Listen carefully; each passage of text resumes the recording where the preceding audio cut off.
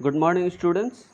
इस सप्ताह हम लोग यशपाल की रचना लखनवी अंदाज पढ़ रहे हैं और ये पाठ आपके पाठ्य पुस्तक क्षितिज में शामिल है। बच्चों, आप देखेंगे कि इस पाठ संबंधित जो संपादकीय टिप्पणी होती है, कमेंट्स होता है कि किस नज़रिए से उस पाठ को पढ़ें हम। आपके पुस्तक में दिया गया है कि यूँ तो यशपाल ने लखनवी अंदाज व्यंग यह साबित करने के लिए लिखा था कि बिना कथ्य के कहानी नहीं लिखी जा सकती, परंतु एक स्वतंत्र रचना के रूप में इस रचना को पढ़ा जा सकता है। यशपाल उस पतनशील सामंती वर्ग पर कटाक्ष करते हैं जो वास्तविकता से बेखबर एक बनावटी जीवन शैली का आदी है। कहना ना होगा कि आज के समय में भी ऐसी परिजीवी संस्कृति को देखा जा सकता है। बच्चों,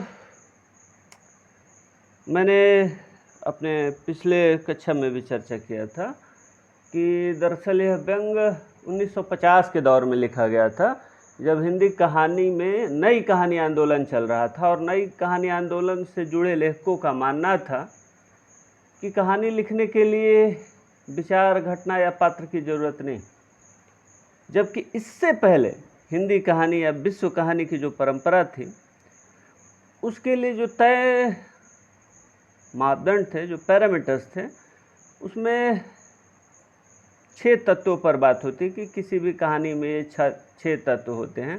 वो है कहानी का प्लॉट यानी कथानक, कहानी के लिए कुछ कैरेक्टर यानी पात्र और चरित्र, कहानी के डायलॉग्स संवाद, कहानी का देश काल और वातावरण, कहानी की कोई एक विशेष भाषा और शैली, और हर कहानी का कोई ना कोई उद्देश्य होता है।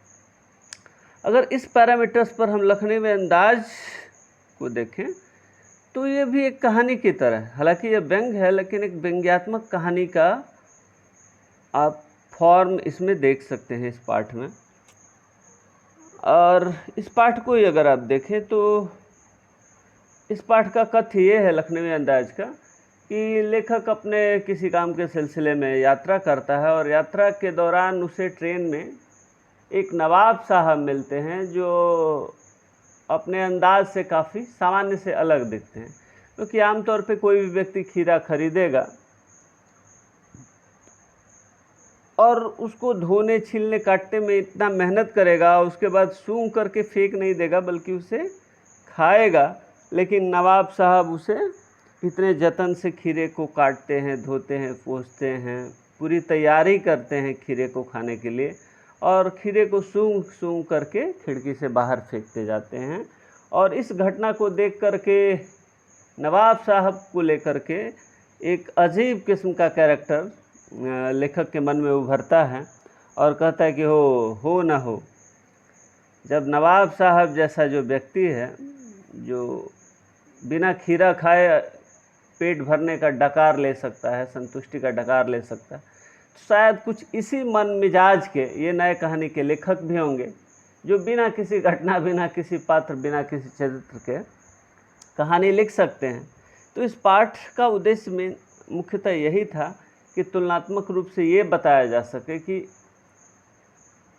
यदि अगर हम बिना खीरा खाए पेट भरने की कल्पना कर सकते हैं, जो कि नीरा होगा, जो कि वास्तविक नहीं होगा, तो ठीक वैसे ही अगर कोई कहानी बिना किसी घटना, किसी पात्र या चरित्र के लिखा जाए तो वो कहानी भी कोई ठोस नहीं होगी, वो कोई स्वाद नहीं देगी, उसका यथार्थ से कोई संबंध नहीं होगा और ना ही उसका कोई हमारे आम जनजीवन पे प्रभाव पड़ेगा।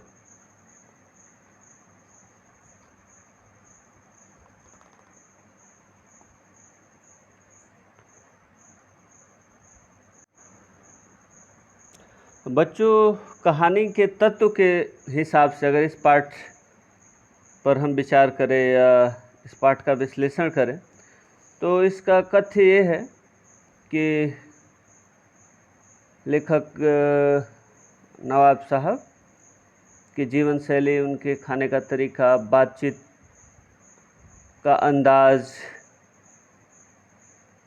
को इस रचना के जरिए प्रस्तुत करता है। और पात्र के रूप में देखें तो इसमें मुख्यतः 2 ही पात्र हैं और वो है एक खुद नवाब साहब और दूसरा लेखक। उन दोनों के बीच में जो बातचीत होता है, तो वो संवाद हम उसे कह सकते हैं। जैसे नवाब साहब कहते हैं, अदाबर्ज जनाब खीरे का शौक़ फरमाएंगे, और उनके इस खीरा खाने के ऑफ़र के जवाब में मना करते हुए लेखक कहता है कि शुक्रिया किबला शौक़ फरमाएं। तो ये सब इस रचना के संवाद हो सकते हैं। देश काल और वातावरण की अगर हम बात करें तो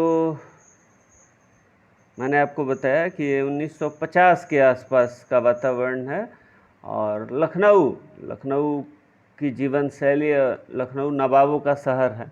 वहाँ के हर गतिविधि में एक अजीब सा शाही नफासत दिखता है, जो नवाब साहब के व्यक्तित्व के जरिए लेखक उसे दिखाता है कि कैसे हर काम को कितना बारीकी से और सामान्य से कुछ अलग अंदाज में करते हैं।